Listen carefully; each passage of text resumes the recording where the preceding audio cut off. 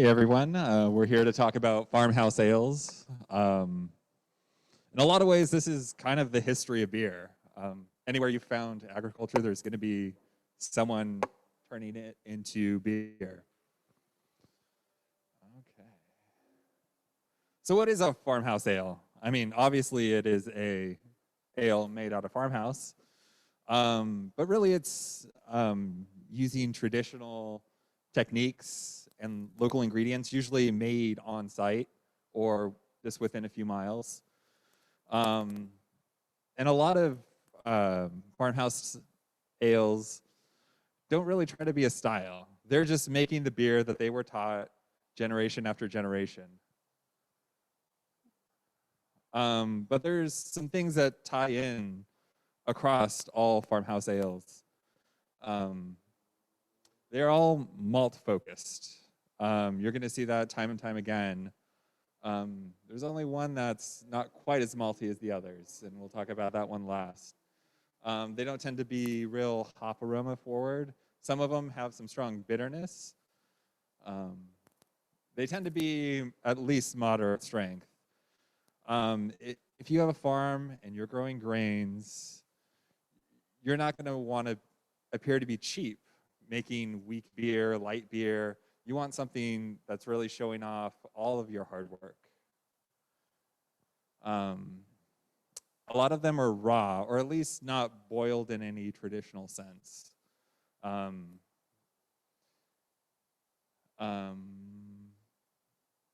So they're brewed by experience. So they've been taught what to look for. They're using touch and feeling, making sure with their mash paddle, it's like, okay, this is the right consistency. I've added enough water or I need to add more. Should I be pitching my yeast? Yeah, the temperature feels like the temperature I'd put my kid into a bath, right? They're not using a thermometer. It's like, okay, yeah, it is 78 degrees. It's time to pitch yeast. They're tasting it throughout the process. They know what it should feel like because they've made this over and over again. They've done it with their parents who did it with their grandparents. So why are people making beer? I mean, why wouldn't you make beer? Celebrations, weddings, birthdays, funerals. Because I've heard some of the Kavaik stories. Funerals. Why else would you need a beer unexpectedly 2 days later? Any social gathering. You need an excuse for beer. It's delicious. You should be making it all the time and sharing it with friends. For farm hands or seasonal workers, so these are like the harvest ales. A special beer to have on hand, like some of the saisons or beer de garde, you're saving them, and it's kind of your pride you bust out for a special occasion. And to maintain traditions.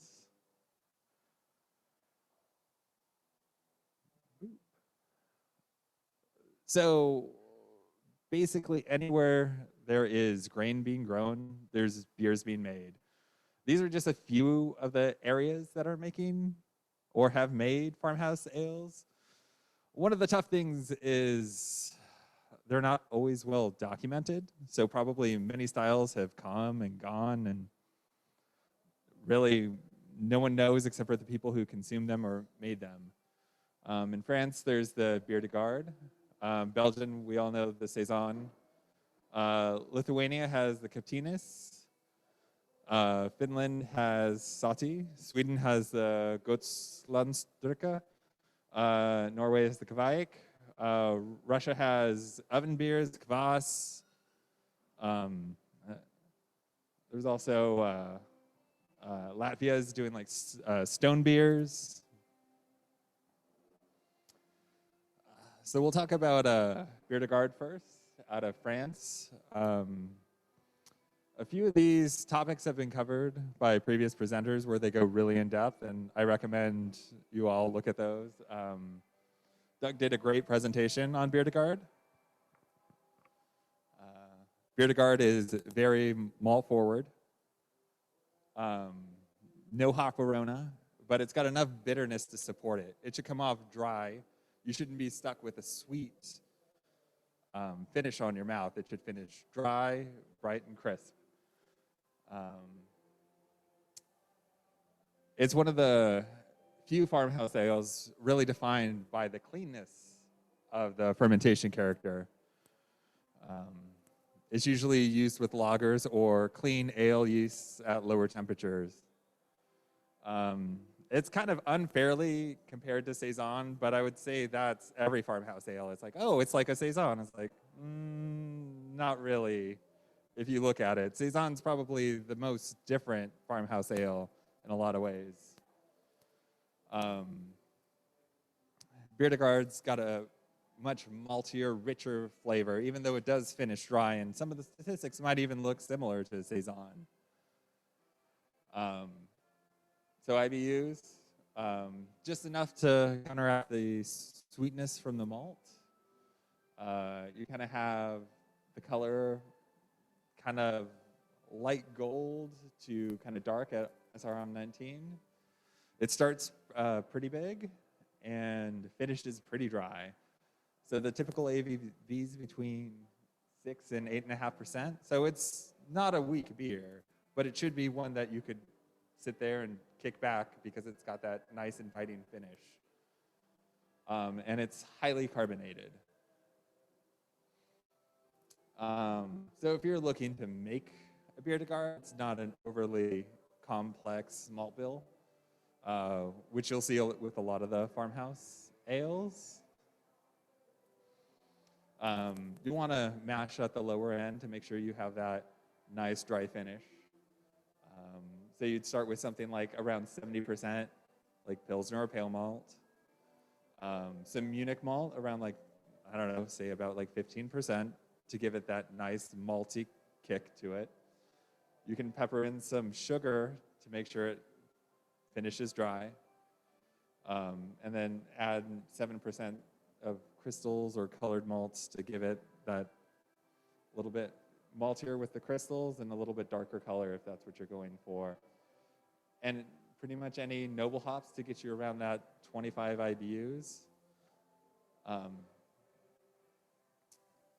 there's plenty of clean yeast you can use. Whether you're gonna go with, I think European ale yeast is a typical bière de garde yeast. You can use lager yeast like 3470, either at lager temperatures or a little bit warmer. It's still clean enough to present. You could use the Kvike strain Oslo. It ferments fairly clean. Or the Kolscher, like San Francisco, like the pseudo lager yeasts are also appropriate for it. Okay, can I get some people to pass some beers around? The first of many.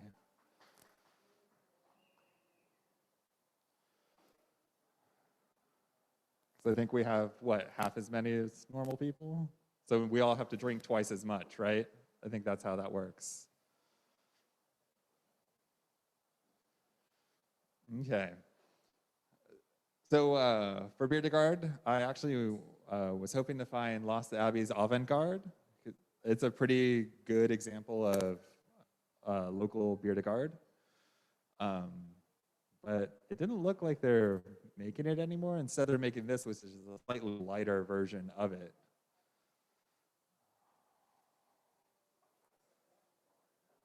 What was that? Oh, Sean was saying it might be seasonal. So.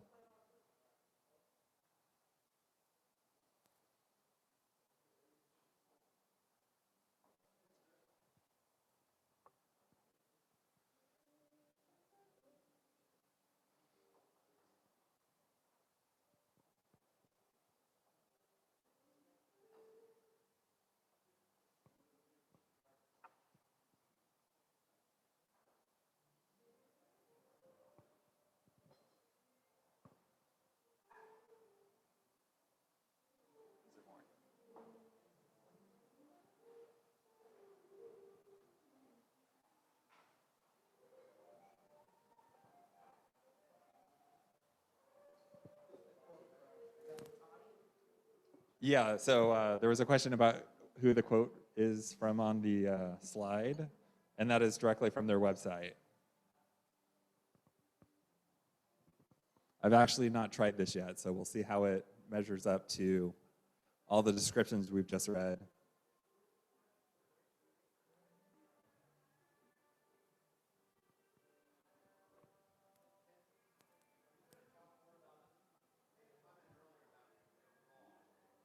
Yes. So Jacques was asking about what exactly is a raw ale. So after you mash, then you cool it down. So you never go through a traditional boil.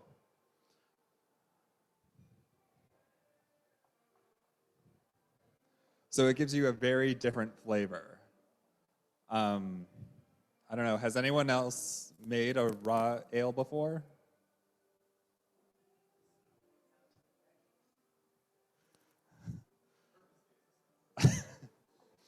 Yeah. So I've made a few. Um, and I've heard the description, and I think it's kind of true. It's like comparing dough to bread. It does have like a very different flavor.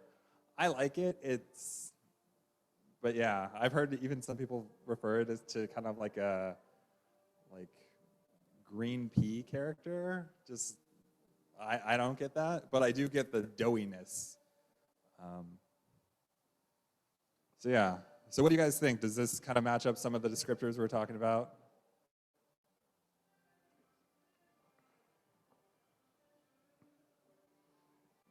I think it's nice and malty, but it doesn't feel sweet. Um, it comes off of the palate kind of nice and crisp. So it's pretty good. I could drink a lot of this. Okay. Oh. So let's talk about oven beers. So beer and bread pretty much go hand in hand. Uh, there's accounts in Switzerland, not Switzerland, Sweden, where they would have a house that made both beer and bread. And I think it's probably more typical than we would think. You mash the grains, make the beer, and then you have all this leftover grain, which makes pretty good bread. Especially, I think, once you get away a little bit from barley. At least the breads I've made with barley have been pretty dense.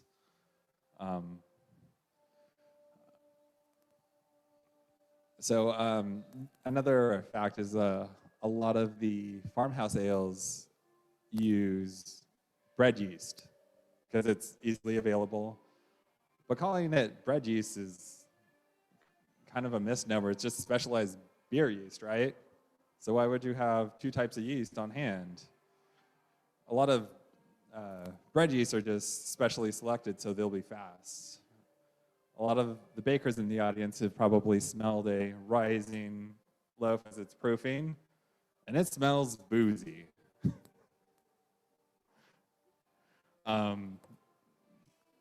So one of the nice things about oven-baked beers is you don't need special equipment. You don't need really anything besides what you would use for making bread.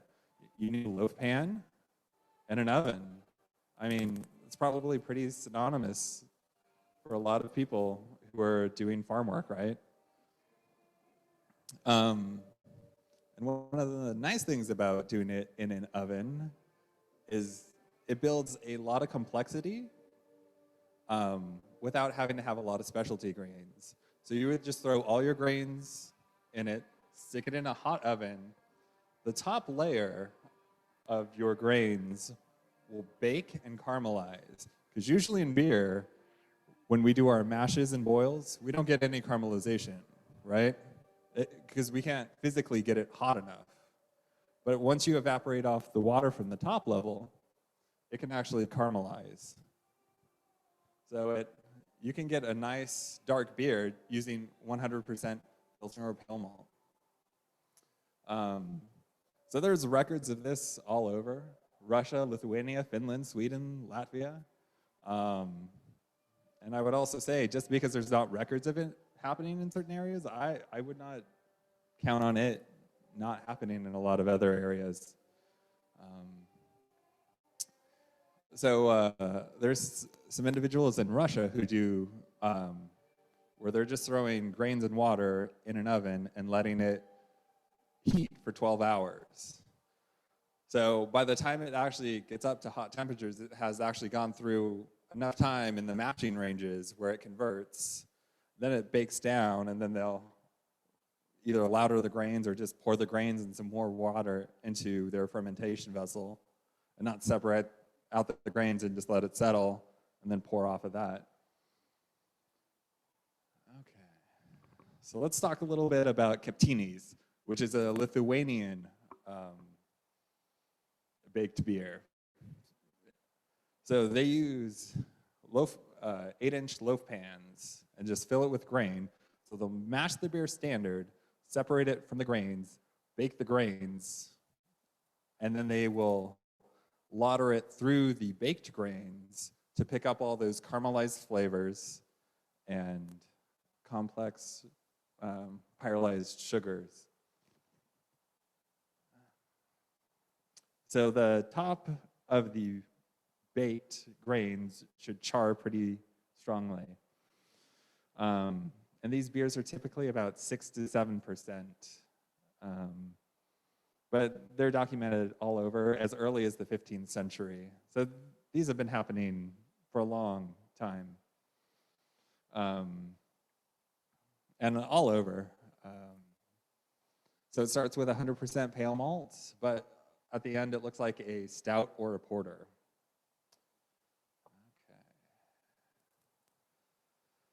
So the grains in the water are placed in a brick oven at a specific temperature, which they know by feel, right? There's no thermometers. They're just going off of, they know how much wood they need to put in their fire. And it will boil some of the grains. So even though the mash has been separated, part of it gets boiled. And the top of the grain, like I mentioned earlier, will dry out and be able to hit those caramelization temperatures. So traditionally, it is then, they'll take that mash liquid, lauter it through the baked grains, or throw it all in together to ferment together. So in Lithuania, you can actually get commercial examples of this, but they are not baking the complete mash. So it has a little bit different character. It's not as strong. You know, home brewers do it better. So they're using between like 30 and 50% of baked mash. And there's records of people using bread yeast, heritage yeast passed down from generation to generation, or I've even seen people using modern yeast, like SO4. So this is what it looks like at the end. Does it have a laser? Hey. Okay, so you can see there's a nice char on top, but everything underneath just looks like normal grain. So when you reintroduce the wort to the grain, it picks up a lot of color and a lot of flavors. I've heard a lot of people, so we've all know of Lars Marius Skarshol. So he's tried this a few times, and he's ruined a lot of pans trying this method. So you have hot, sticky sugars boiling over, and it makes a mess. So this middle one is actually one I tried. This is halfway through. I forgot to take a picture at the end to see the complete blackening of the top. It did not reach these levels, maybe some of that. So let's see. Okay. So can we have another beer passed around? So it's the one in the growler. So yes.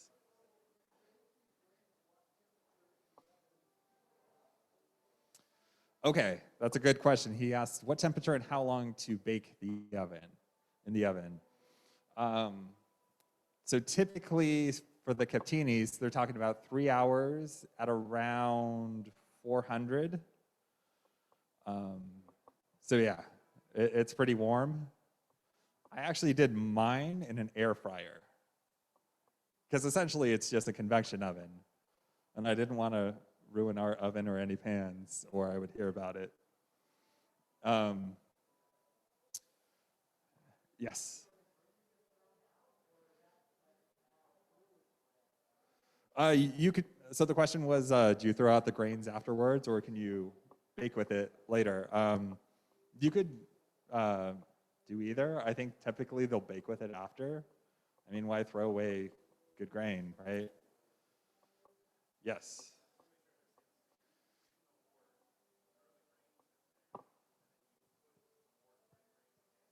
Yes.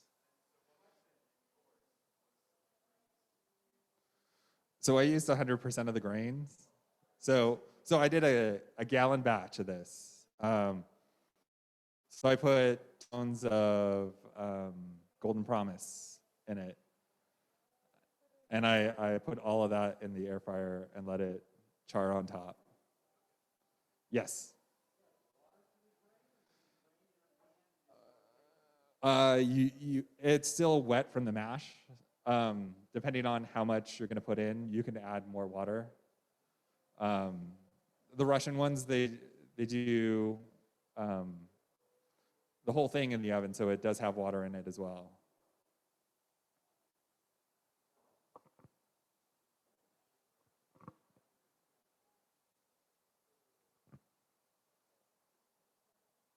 Okay. So I used a, there we go. I used a Lithuanian Farmhouse ale strain for this. So it's from I don't know if you would technically call it a farmhouse anymore since she is producing commercially. But she's been doing it since or her family's been doing it since the mid-19th century.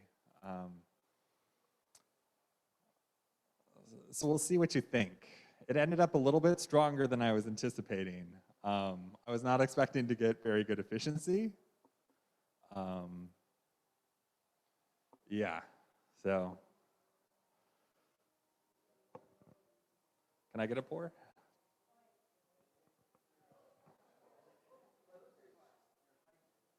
Yeah. Oh no. Okay, that's good.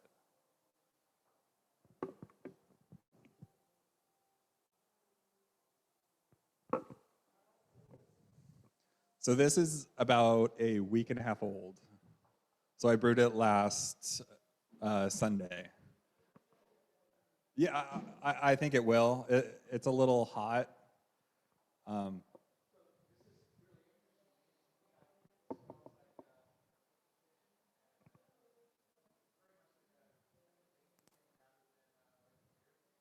yes. Mm-hmm. Yeah. I would be curious to try this in like a mild.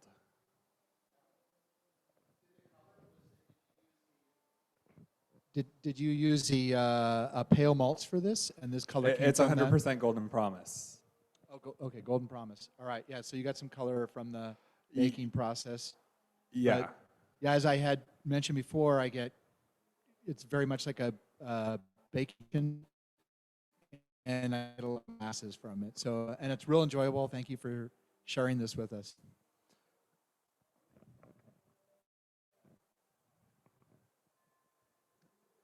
Any other questions? It's yummy.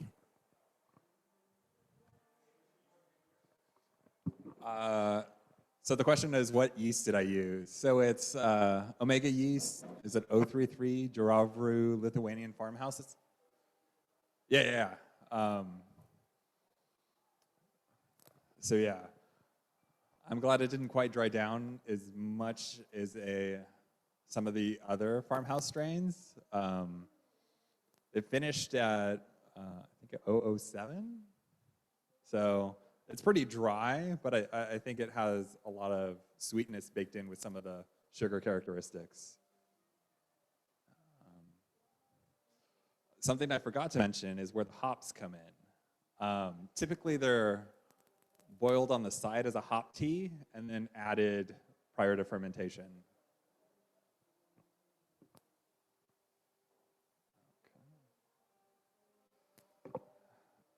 So here's another farmhouse ale that we've had a talk on. Unfortunately, I missed it when it happened because I was in Hawaii and then I came back and there was no toilet paper.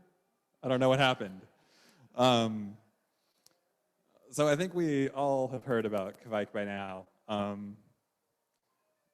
It's the yeast you can do at ridiculous temperatures, and it gives you these crazy flavors for all your hazy IPAs, right? And yeah, they're known for their strong fruity flavors. Traditionally, making Kveik, a lot of them are raw. So they will mash and then cool down until it's appropriate temperature to add the yeast. Juniper is a common ingredient / part of the process. They're not really adding it necessarily for flavor, but as a lautering screen, so they can separate out all the grain from the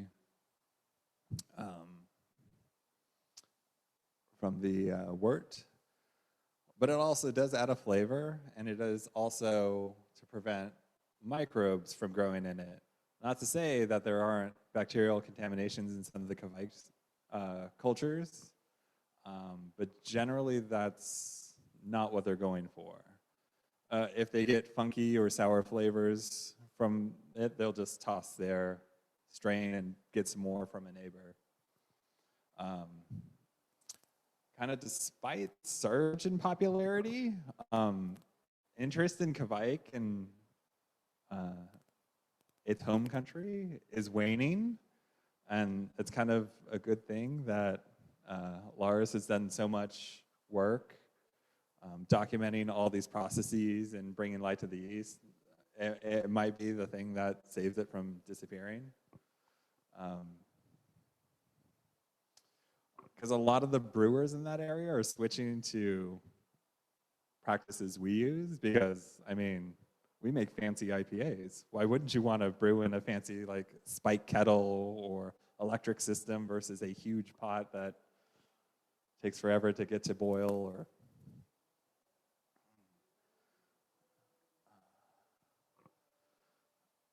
so talking a little bit about the Kveik yeast, it's been independently domesticated. So all of its closest relatives are other Kveik strains. They're kind of their own branch. They're typically mixed cultures with like 3 to 6 different strains in them. So a lot of what we get from yeast labs are isolates, right? So we know exactly what to expect, but what they have can kind of give you a house character, but it can evolve and change over time depending on which strains kind of get selected for. A lot of them are dryable, which I've heard some of you say you've been doing. I've always just kept my strains and leftover beer. So they're interesting because a lot of them produce like some earthiness or like rustic tones behind it. I know a lot of them are flagged as phenolic negative, but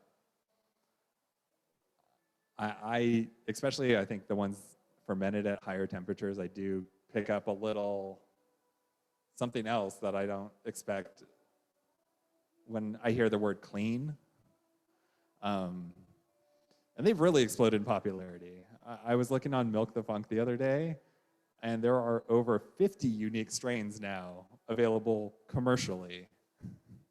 So I remember a few years ago when Omega Yeast had like 3 strains, and those were what you got. You had like Hot Head, and now it's really exploded, and every yeast character or producer has at least like 3, right?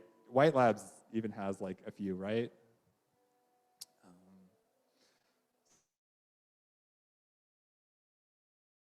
For drying yeast is a yeast string. So they have it at the bottom of their fermentation vessel and just pull it up at the end and let it dry. There's all yeast logs that they'll do that have a bunch of holes drilled in them. That's just one of the methods they use. But I've heard more people using modern methods too. They'll just stick bags once it's dried in the freezer.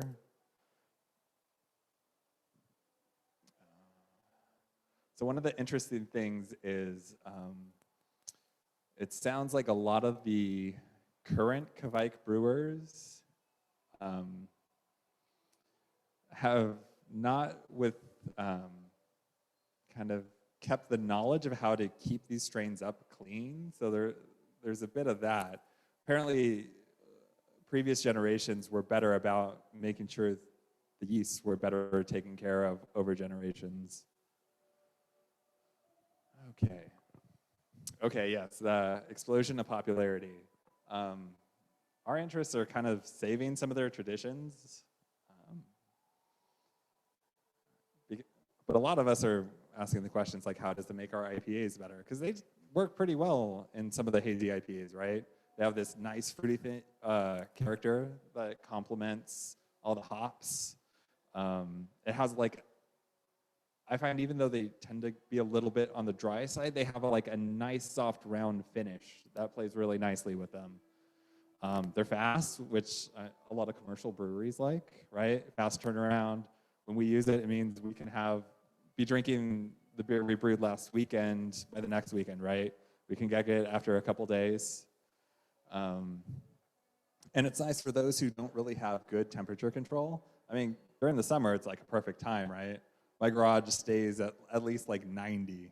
So just throw carboy out there and it won't be overly phenolic.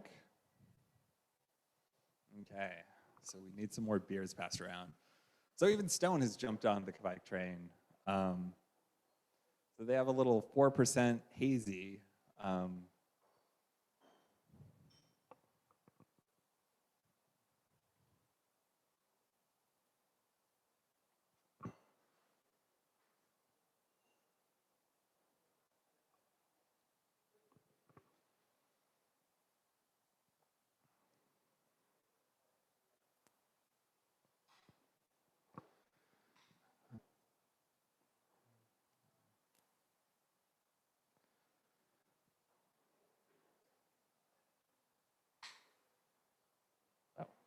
yeah. Great, thank you.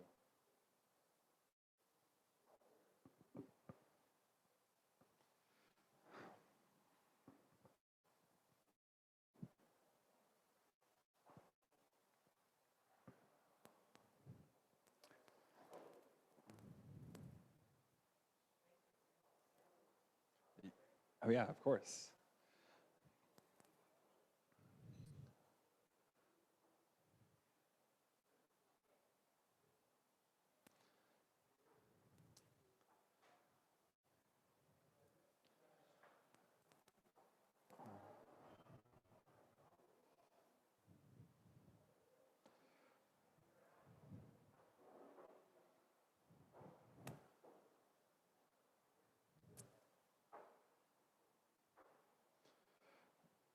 So for a 4% beer, I think this has a pretty nice mouthfeel and doesn't feel thin or dry. And I think the yeast is part of that. I'm sure there's a lot in the recipe that's building towards that too, but it's pretty impressive for just being 4%.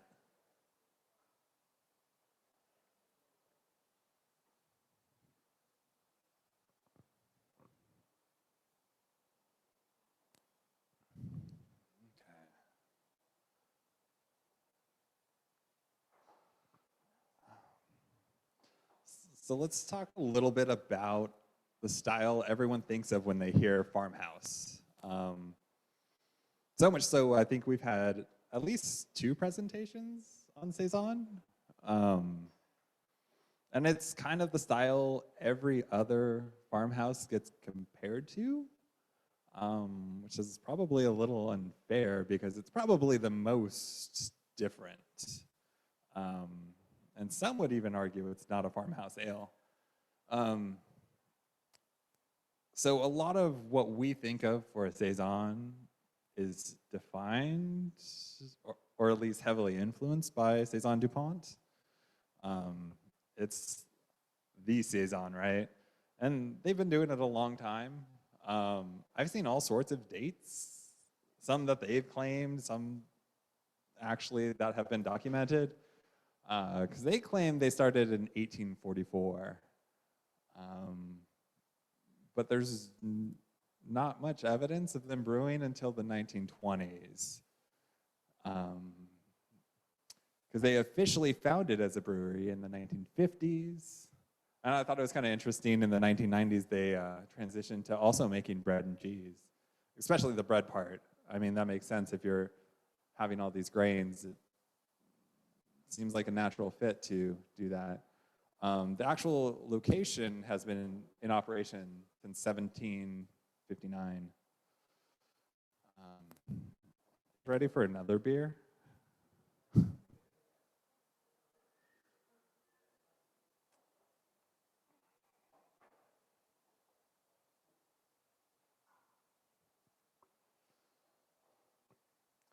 Because I figure most of you have had Saison DuPont. It's readily available.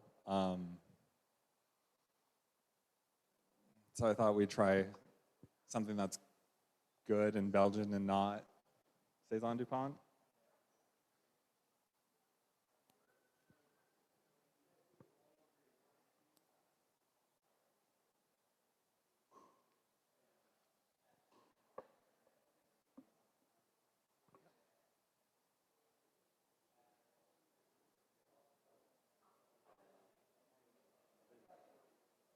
As it should be.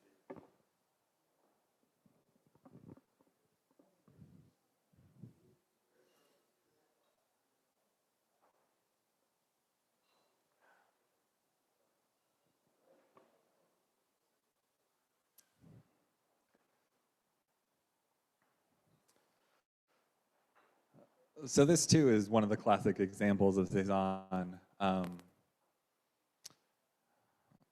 Probably a warning I should have given at the beginning of the talk is I am going to slaughter the pronunciation of many things in a lot of languages. I guess I should have passed out like bingo cards of which language I mispronounce. We'll call it Blouchy. Sorry, any French speakers. But it's an 8% ABV, and it has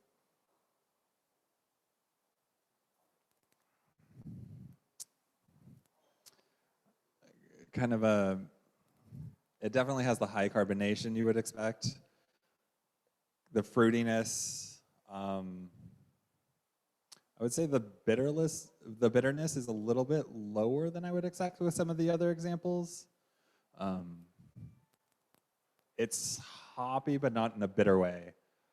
But I think that's fine with the Saison. Okay. Has a little bit of that musty character that you get with some of those Saisons. Probably helps in a lighter colored bottle. You get some, yes. I don't think so.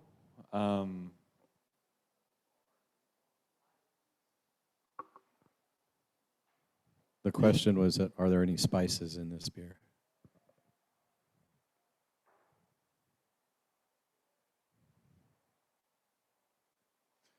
Okay, let's talk a little bit about Saison's history, because it's kind of a point of contention. The classic story is Saison was made for field workers during the harvest, and it's a tradition as old as time for Belgium. It's super refreshing. It was made in winter, given to all the workers in summer, probably sour, because, I mean, who could make good beer back then, right? But actually, historically, the only mentions of Saison are from a town in eastern Wallonia called Liege. And it was a commercial example, and it was sweet and dark. So not very much like what we have been told is the story of Saison. And a lot of that came in the 1990s by the head brewer of, is it Sen? So he had read some documents and said the story was essentially this. But it doesn't seem like that was necessarily what was called Saison at the time. But harvest ales were completely a thing, and any time you were harvesting grain, you better have beer on hand. If you want people to come help you harvest your grain, it's a monotonous task, it's labor intensive, it's demanding, so you need something that's gonna feed your workers calories and hydration. And kind of despite also the story, there are accounts from many countries that harvest ales weren't necessarily low ABV. There's a story about a Swedish farm owner, and he said his best helper on the field was a keg of strong ale that he would just, and there are multiple accounts of this farmer. He would get tanked harvesting this grain because it's not exciting work, right? You're just sitting there harvesting.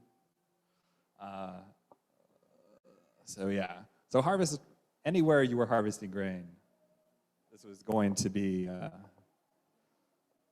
a part of the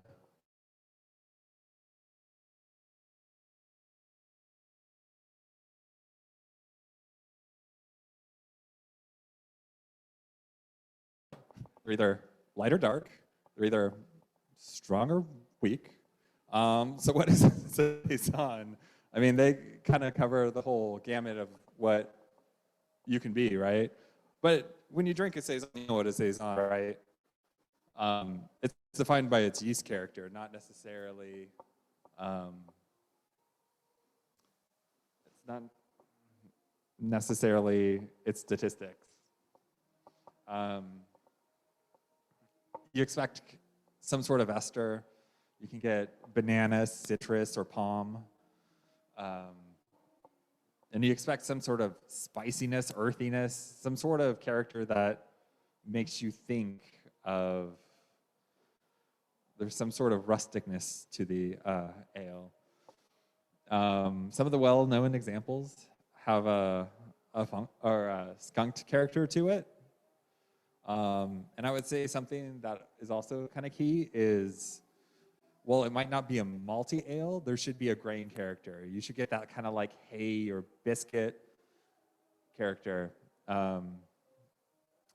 Some brewers will add some subtle spices to add some complexity. I would say less is more. With the wide variety of yeast strains now available for Saison, I think you should be able to coax out a lot of those flavors probably with just fermentation. I mean, it's a flexible style. That's why everyone adds kind of whatever to it, right? There's fruited Saisons, there's sour Saisons, there's all sorts of things.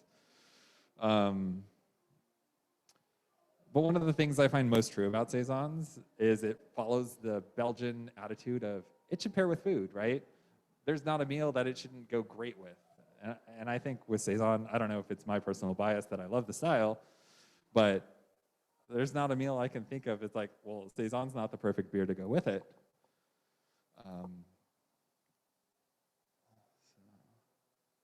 Okay, so let's pass another beer around. So this one's in the bombers that have FH on the cap.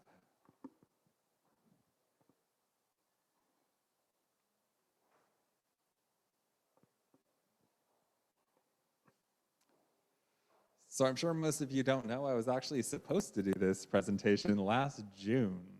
And I brewed this beer for that. I didn't think I had any more, but I found a case of it. So thought it would be kind of fun to see how it's evolved. So this is using White Lab's Farmhouse Ale Blend. So it has, I think, the Saison DuPont and a Brettanomyces in it.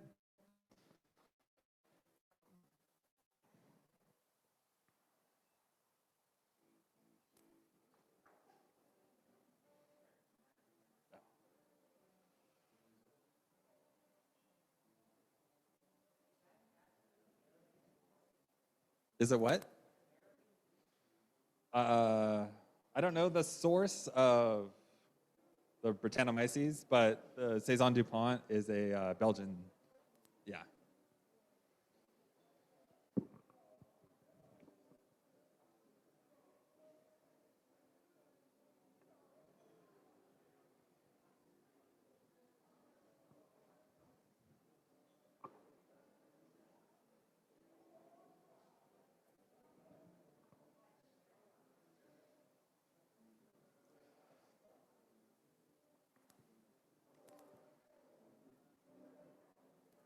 So I've used this yeast blend a few times, and I've generally been happy with the results. I don't find it's a lick the blanket Brett. It's a little bit more, I don't know, I feel like it blends a lot better than some of the other Brett strains. But like a Saison, it should be dry, highly carbonated.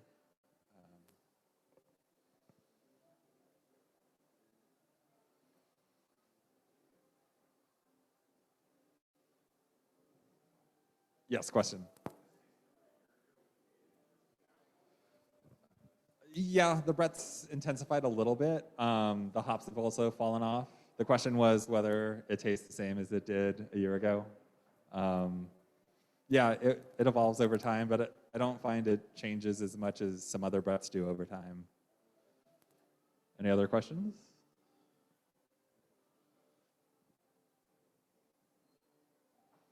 So do you guys think this fits well with the Saison style?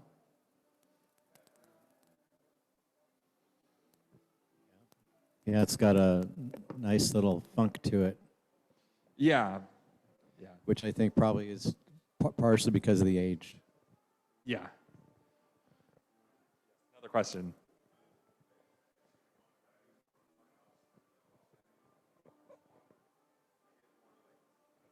I get a lot more of that kind of funk character with this one that comes along with the Saison spiciness than like the Lost Abbey one was kind of clean for a farmhouse beer. It was great. I mean, it was an excellent beer, but yeah, I don't know. Yeah, and I think that's by design. Yeah.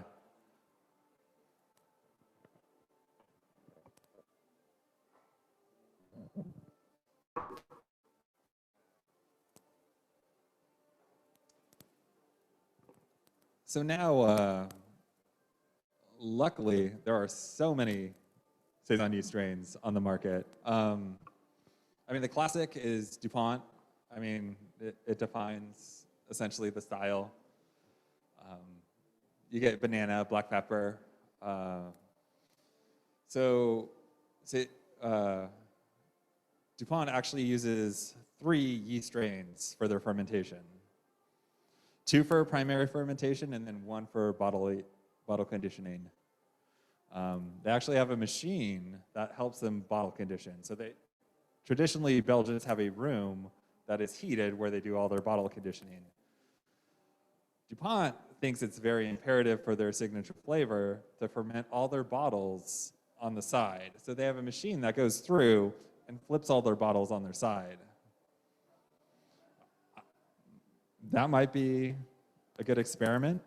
Should be easy to do. You can do 1 batch and just bottle condition some on the side. Just an idea.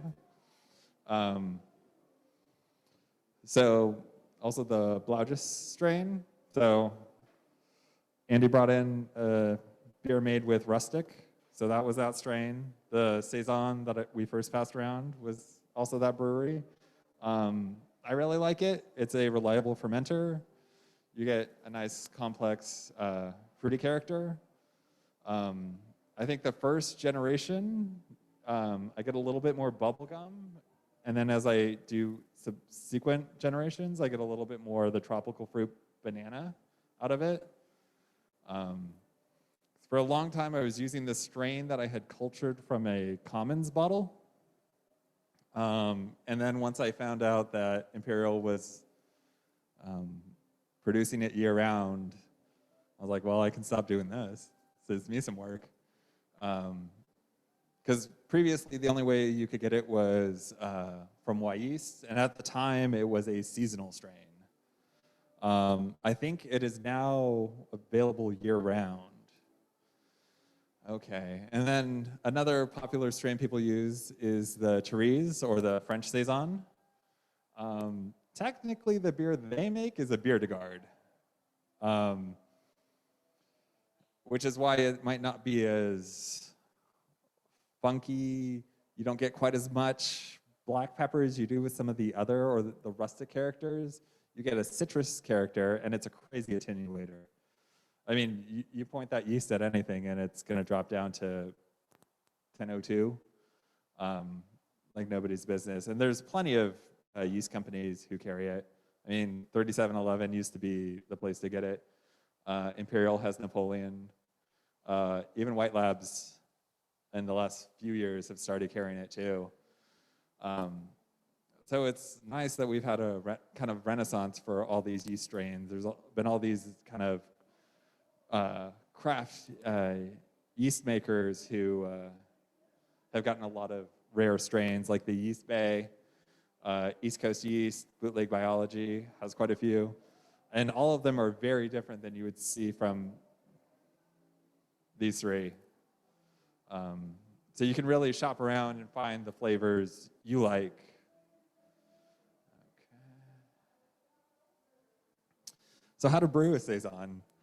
From the recipe side, it's actually fairly simple because it is not it's strongly of a malt-focused beer, either Pilsner, Pale, or Vienna.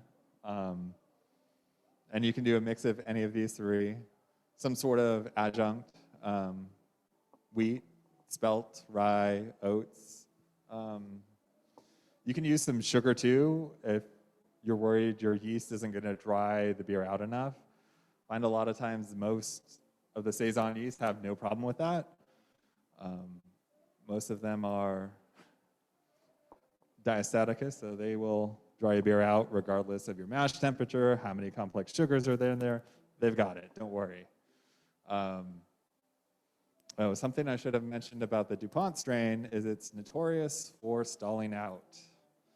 So there's different ways to get around that. You can open ferment. You can add a second strain that's a better performer. I know some people have done the Therese. I've done the Blauge strain. I don't think I've ever done the DuPont by itself. I've always done it as a mixed fermentation. So for hops, noble hops are an easy fit, but I think a lot of the New World fruity hops play well with the style. It's hard to say, it's like, oh, is that citrusy flavor coming from some of the esters formed, or is it some citra you've added to it? I think it plays very well with hops. Your yeast choice is going to be anything that attenuates high and produces kind of those esters and phenols you expect. Fermentation, I prefer starting cooler, maybe high 60s, and just kind of letting it free rise. It can be a little, I don't know. I've had a lot of beer brewery that taste like people have been boiling pennies because they just started way too hot. It's one of the least likely styles I'm going to order on a menu because I've been traumatized by so many poor ones. Okay. So packaging. Packaging's an interesting thing. Saisons are supposed to be highly carbonated. And for a long time, I thought the only way to do that was bottle conditioning. And like DuPont thinks, it adds another layer of flavor because you're doing more fermentation and it's adding character. And it allows you to really dial in higher carbonations without foaming issues. So for kegging, more recently I've gotten, it's a ball lock with a dial-in restriction in it. And that has allowed me to serve at ridiculously high pressure. I'm pouring foamless beers at 50 PSI keg pressure. So I'm a big fan of that. Can you explain what that is? Yes. So it's a stainless steel ball lock adapter. So just like your normal ball lock connection, but it has a dial at the top of it, so you can add more restriction. Because I've done beer lines up to 35 feet. I've gotten like the flow adjusting. None of those helped with foaming at all. All it meant was I was wasting more beer every time I was pouring because I'd have to clear out all the line because at that high pressure, it's degassing in the line as it warms up. So I've gotten to actually, I think most of my lines are 3 feet now. It's pretty small ID tubing, the kegland stuff. But yeah, those adjustable restriction ball locks are really nice. Yes. Okay, so the difference between that and the flow adjusting taps is the way it's been explained to me is the flow adjustment taps, no matter how you design it, it's going to have interruption of the flow because it has to go around the mechanism you're dialing back. Where through the top of the ball lock, you still get uninterrupted flow around the restriction point. You don't have to work around the mechanism causing turbulence. So you have less turbulence because you have more line and dispense area for, Yes. instead of turbulence right at the serving or dispensing point. Yes, yeah. Freedom around it where you do have whatever mechanism is adjusting the knob on the flow control of the tap. I've had good luck with it, so I think if you want high carbonation beer, give it a try. It's a cheaper too. Okay. So there are beers just called farmhouse ales. You've seen a lot of them all over. And I think this is kind of a nice way for people to distinguish a beer similar to DuPont, which is maybe labeled as a Saison, versus something similar to like Fantôme. Because the style, I mean, you can choose any 4 Saisons, and it would be really hard to design a style around it, especially if you include Fantôme, right? Even if you try to describe Fantôme, it's hard to describe Fantôme, but you know it when you have it. It's a good beer. So I brought in another beer from Casa Agria, which is a sour brewery based out of Oxnard, which is close to where I grew up. So I was really happy to see that they have a decent sour beer scene. So it's a 5.4 ABV. It's called Hearth and Home is the name of the beer. It's dry hopped with cashmere, citra, and mosaic. I think it's a pretty nice example of farmhouse. Because it's a lot more approachable than a lot of the quote-unquote farmhouse that I've had, where they punch you in the face with either sour, funky, or otherwise.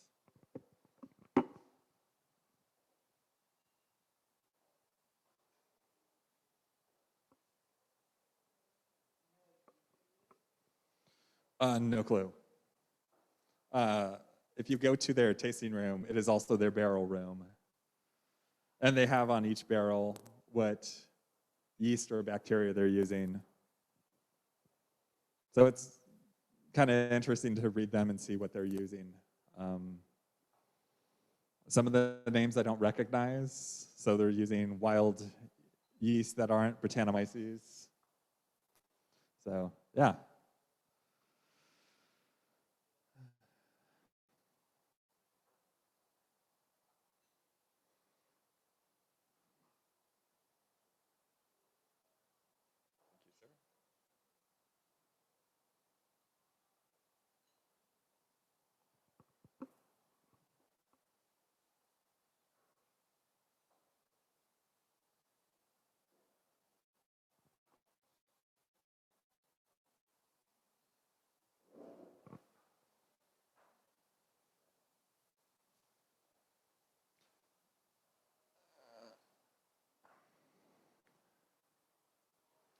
Yeah, it's been kind of one of the nice things about COVID is a lot of breweries in California now ship. So I hope that's one of the things that stick around because it's nice to not have to travel 3 hours to pick things up. They just show up at your door. It really expands what you can get. So, yeah. But it's always a nice treat when I go up and visit my parents to stop by here and pick some stuff up. But it was kind of surprising last time I ordered a shipment from them. Before, I've only known them as the sour brewery, and I started seeing hazies and hard seltzers. But actually, the hard seltzer was good. It was made with honey, hibiscus, and it actually had some other fermentables besides sugar. And yeah. So let's wrap up what farmhouses are.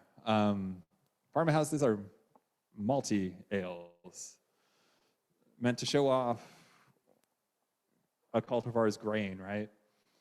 A lot of farmhouse ales are defined by their processes and the ingredients they use. They're always using local. They're using equipment that's old and has been hounded down and may not be ideal, but it makes a very unique beer. So this has only been a brief overview.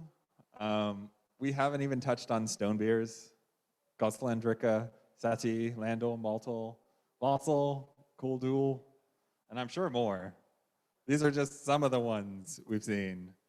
I think stone beers are fairly interesting because the whole premise is you can't boil in a wooden vessel. So you heat stones and put it in. And much like some of the oven beers, the contact area can actually get hotter than boiling. So you can actually hit some of those caramelization characters doing that. So yeah. There's lots of references. There is so much information now, mostly thanks to Lars. Let's be honest. He's really done a lot of work documenting all of the farmhouse traditions all over Europe. And so yeah. So I've put some links in here if you want to go into detail. And 2 books. I mean, Lars's book, it's amazing for all of the information you'd want to know about Farmhouse. But his blog has even more information, but this is just compiled in kind of a nice area. And there's more being added to his blog all the time. Another book I like is Secrets of Master Brewers. They have a lot of information about different styles and how to approach them, like some of the areas they're brewed in. So that's where I got information about actually fermentation techniques from like Saison DuPont and kind of their approach to brewing. Any questions? What a great sampling you brought for us. My goodness. Thank you so much. Yeah, of course.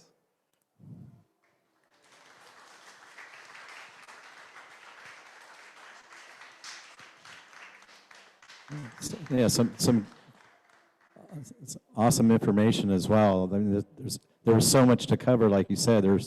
We could go on for hours and hours and to cover all the styles. Yeah, yeah. Yes. To Alvin to make a baked beer.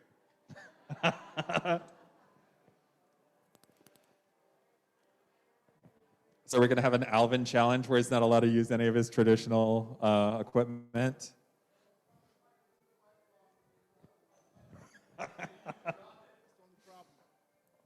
I don't think I can do that. I have to get permission from the wife first before I fill her oven up with grains. She wouldn't go. It wouldn't go over well. Well, I do have to say that when you bake grains, they smell delicious. It's like baking cookies, kind of like to the point Andy said. If you have a 240 volt outlet, I have an electric oven you can have just to do this beer. Because we're going to throw it away. But it works fine. That's quite the offer. What do you think, Alvin? I'm actually right now researching a beer called the Booster. It's a German wheat ale that I plan to make for the next meeting. Hopefully I'll have it done by next meeting and bring it here for you guys to taste it. But I'll put that on the back burner for the oven beer. You know, maybe sometime in December or something when it cools off. Sounds great. All right, Ken, thank you again, sir. Great presentation. Thanks so much.